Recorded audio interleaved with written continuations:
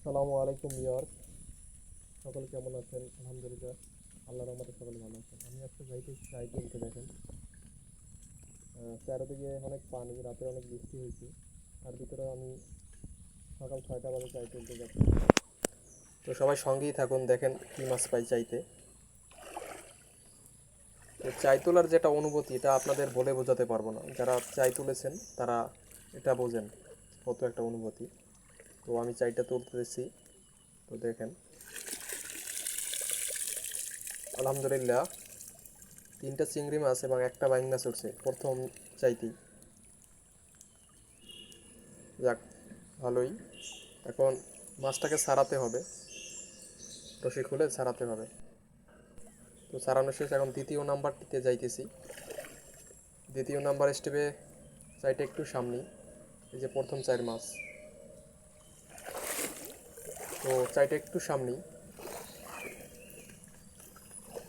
আসলে চাই মাছের চেয়ে আমার সবসময় মাছ ধরার অনুভূতিটা সবচেয়ে বেশি পাই অনুভূতিটা।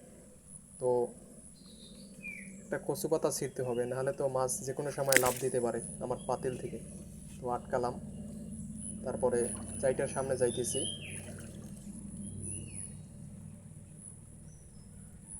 তো পাইলেটা রাখলাম পাশেই। তো চাইটা তুলতেছি।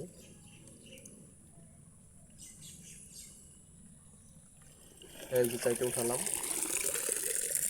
যাক, আলহামদুলিল্লাহ, এটার ভিতরে 2টা চিংড়ি মাছ উঠছে। কিন্তু সবসময় মাছের চেয়ে কিন্তু কাঁকড়া বেশি থাকে, এটা বুঝতে হবে। প্রত্যেকটা চায়ের ভিতরে কাঁকড়া বেশিই থাকবে মাছের চেয়ে। 2টা চিংড়ি মাছ। যাক, এটাও ছাড়াতে হবে। তো ছাড়ানো শেষ, এখন 3 নাম্বারটায় যাচ্ছি। 3 নাম্বারটা একটু সামনেই, সঙ্গেই থাকুন। তো একটা গাছ পড়ে রয়েছে, বন্যার সময় এই গাছটা পড়েছিল, এখনও গাছের প্রকৃত মালিক নেয়নি। তো এটা পেরিয়ে আমি যাইতেছি।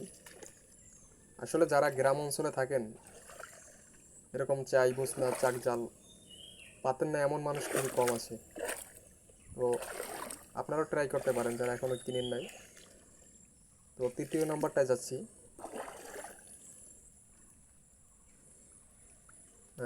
তৃতীয় নাম্বারটায়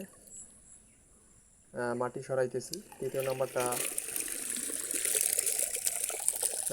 নাম্বারটাও চিংড়ি মাছ উঠছে। তৃতীয় নাম্বারটা 3টা চিংড়ি উঠছে, একটা টাকি মাছ উঠছে। তা সেটা যাকে নিয়ে সরাতে হবে, মাটি তো অনেক। তো দেখতে পাচ্ছেন ওই যে ভিতরে, তো মাছ ছাড়াতে হবে।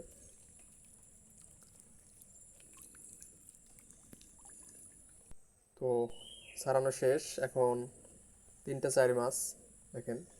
যাক, আলহামদুলিল্লাহ, ভালোই উঠছে। তো আপনাদের ভিডিওটা কেমন লাগছে অবশ্যই জানাবেন, এবং সবার মাঝে শেয়ার করে দিবেন, জানি আরেকজনও দেখলে উপকৃত হয়। তো সবাই ভালো থাকবেন। আসসালামু আলাইকুম।